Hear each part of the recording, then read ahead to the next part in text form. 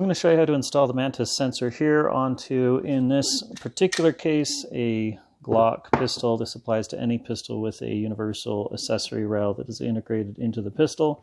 Most of them have them. And first, to understand the function of the sensor, you have this lever here which retracts, or rather it rotates. So this is the resting position, and when fully rotated, that is going to look a little bit like this. And then this controls the plunger that you see here.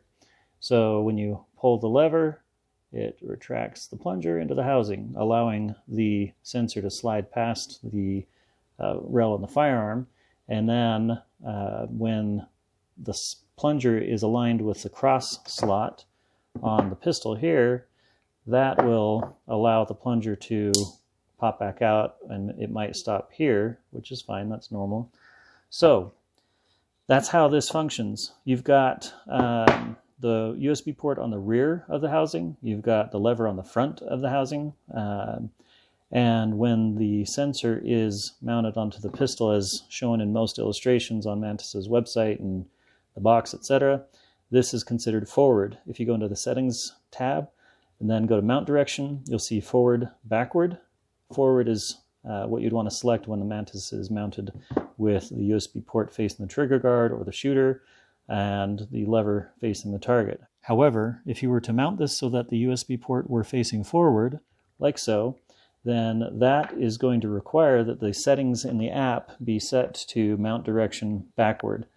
And again, that is when the USB port is facing downrange or towards the target.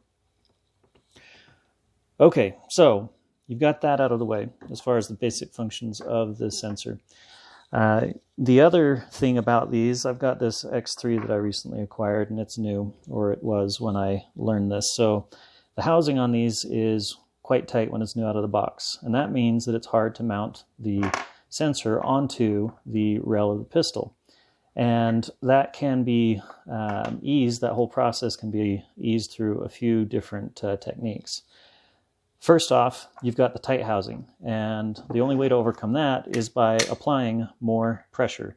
However, this cut on the rear of the housing makes the alignment with the rail on the pistol quite difficult, and once it starts to break in, that will become much less an issue, but when it's new, it is surprisingly difficult. This one's been broken up in a bit, so it's not that big of a deal right now. So to get that initial contact properly aligned is challenging, and that is made more challenging by this 45-degree cut that you see on the rear of the Mantis housing. You can reverse the housing and mount this directly to the rail backwards, and you'll have to have this lever fully retracted, whereas when you're mounting it this way, it's not so important until you get it about that far. Then you pull it, move it on, and then allow the lever to snap into place once the plunger reaches the cross slot. Anyway, backtracking a little bit back to mounting this backwards. So mounting it backwards gives you this flat surface on the front of the housing that makes this initial alignment much easier. And then once you get the alignment, you apply the pressure to overcome the tight fit of the housing, make sure the plunger is retracted, and you can get it mounted properly. There's one more thing that you can do, and this is probably more applicable to metal rails or aluminum frames, etc. The polymer tends to be easy on polymer. Metal on this plastic is a little bit more resistant, or it can create more friction because the edges of the rail tends to be sharp. So to ease that, what you can do is apply some gun oil. And I find that getting my finger into this ridge here, or into this crevice, is challenging, and so I use a brush. You can use a shaving brush, a toothbrush, whatever.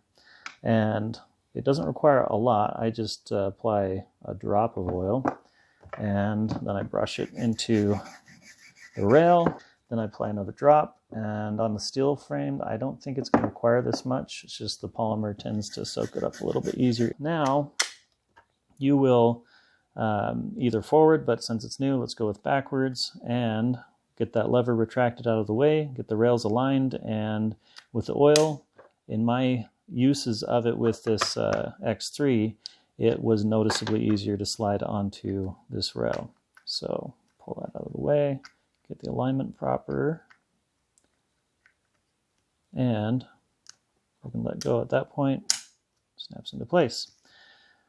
Those are all the tips I am aware of to make this whole process easier, and just keep in mind that this new sensor is harder to mount than this used sensor that's been broken in. This one is very easy to mount. It doesn't require hardly any effort at all. The alignment just happens because it's broken in. So anyway, hope that was helpful. If you have any questions, leave some comments, or, you know, whatever, send me a telegram. Okay, bye.